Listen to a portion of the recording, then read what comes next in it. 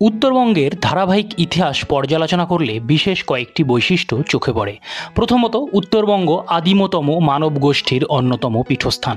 বাংলার অধিকাংশ এলাকা যখন জলমগ্ন ছিল, তখনও এই অংশে মানব প্রজাতির অবস্থান, সংমিশ্রণ এবং তাদের সংস্কৃতির মিলনের ধারা ছিল অব্যাহত। দ্বিতীয়ত, উত্তরবঙ্গের রাষ্ট্রনৈতিক ইতিহাসের সূচনা হয়েছিল আর্য সভ্যতা পূর্ব ভারতে বিস্তারের বহু পূর্বেই। উত্তরবঙ্গ কখনোই একটি মাত্র শাসনতন্ত্রের অধীনে শাসিত হয়নি। পূর্ব, পশ্চিম ও দক্ষিণ এই ত্রিকেন্দ্রিক শাসনে শাসিত হয়েছে সমগ্র উত্তরবঙ্গ। পশ্চিম কেন্দ্র পুন্ড্রবর্ধন থেকে, পূর্ব কেন্দ্র কামরূপ বা কামতাপুর থেকে এবং দক্ষিণ কেন্দ্র গৌড় বা রামাবতী ও লক্ষণাবতী থেকে। প্রাগ আর্য যুগে পুন্ড্রবর্ধন ভারত জোড়া খ্যাতি অর্জন করলেও পরবর্তীকালে সামরিক, বাণিজ্যিক ও যোগাযোগ ব্যবস্থার সুবিধার জন্য দক্ষিণ কেন্দ্র তথা গৌড়ই অধিকতর প্রাধান্য লাভ করে। উত্তরবঙ্গের দক্ষিণতম প্রান্ত বঙ্গভূমির প্রায় মধ্য দেশে অবস্থিত বলে এবং মগধ, পাটলিপুত্র, পাটনার রাজপাট থেকে সংযুক্ত নদীবন্দরের বাণিজ্যিক, সামরিক সুবিধা থাকায় এই সব অঞ্চলে বহুকাল বাংলার রাজনীতির মূল রঙ্গমঞ্চ গড়ে ওঠে। আজ চর্চায় আলোচনা করব উত্তরবঙ্গের প্রাচীন কিছু নগরকে নিয়ে। জানব কিভাবে গড়ে উঠল সেই সব নগর ও কেমন ছিল তৎকালীন সমাজ ব্যবস্থা, কিভাবে সৃষ্টি হলো সেই সব নগর আর কেনই বা ধ্বংস হলো সেগুলি। ইতিহাসের পাতা থেকে তুলে ধরার চেষ্টা করব সেই সব প্রাচীন নগরকে।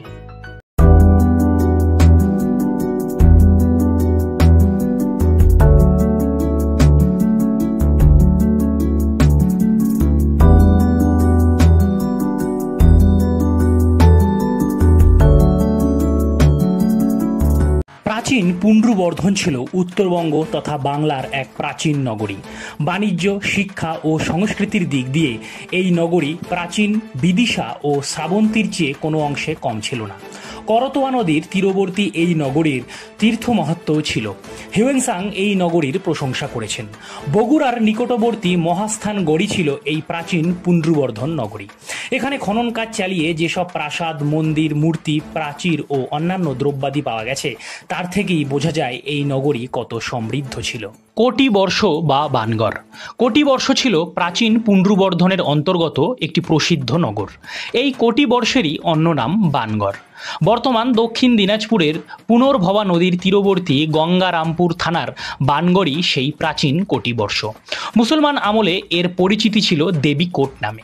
সুপ্রাচীন কোটিবর্ষের খ্যাতি ও মর্যাদা কৌশাম্বী, প্রয়াগ, মথুরা, উজ্জয়িনী, কন্যকুজ ও পাটলিপুত্রের চেয়ে কোনো অংশে কম ছিল না। এই বানগড়কে ঘিরে বহু প্রচলিত কাহিনী রয়েছে। মহাভারতের যুগের বান রাজার রাজধানী ছিল এই বানগড়। বালি ছিলেন পূর্ব ভারতের এক বিশাল ভূখণ্ডের অধিকারী। এই বালিরই পুত্র হলেন বান রাজা।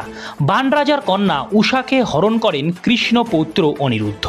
এর ফলে শ্রীকৃষ্ণের সঙ্গে যুদ্ধ বাধে বান রাজার। বান রাজা এই যুদ্ধে পরাজিত ও নিহত হন।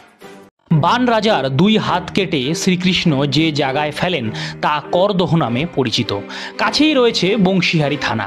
লোকশ্রুতি এখানে নাকি শ্রীকৃষ্ণের বংশী হারিয়েছিল। কিছু দূরেই হাটকালিয়াগঞ্জের কাছে রয়েছে উষা হরণ বোর্ড, যে পথ ধরে উষাকে হরণ করে নিয়ে গিয়েছিলেন অনিরুদ্ধ। তপন থানার তপন দিঘিতে নাকি শিব উপাসক বান তর্পণ করতেন বলে জনশ্রুতি।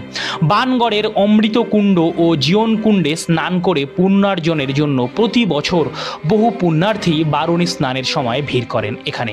আবার আসামের তেজপুরকেই অনেকে বলিপুত্র বান রাজার রাজধানী বলে মনে করেন। মহাভারতের যুগে যার নাম ছিল শোণিতপুর, সেখানেও উষা অনিরুদ্ধের কাহিনী প্রচলিত আছে। প্রাচীন পঞ্চনগরী অবিভক্ত দিনাজপুর জেলায় অবস্থিত থাকলেও তার সঠিক স্থান জানা যায়নি আজও।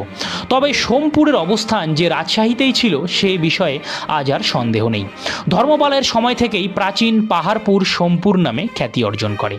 এখানে গড়ে উঠেছিল বৌদ্ধ মহাবিহার। পাল আমলে বৌদ্ধ ধর্ম শিক্ষা ও সংস্কৃতির অন্যতম শ্রেষ্ঠ কেন্দ্র হয়ে উঠেছিল এই সোমপুর। রামাবতী। পদ্মা ও মহানন্দার সঙ্গমস্থলে বিগ্রহপালের পুত্র রামপাল প্রতিষ্ঠা করেছিলেন রামাবতী নগরী।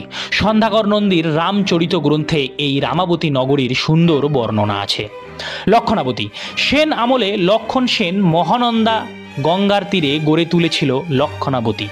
মুঘল যুগে এই লক্ষণাবতী পরিচিত হয়েছিল লখনৌতি বলে। প্রায় 14 থেকে 15 মাইল জুড়ে বিস্তৃত ছিল এই নগরী। গৌড়।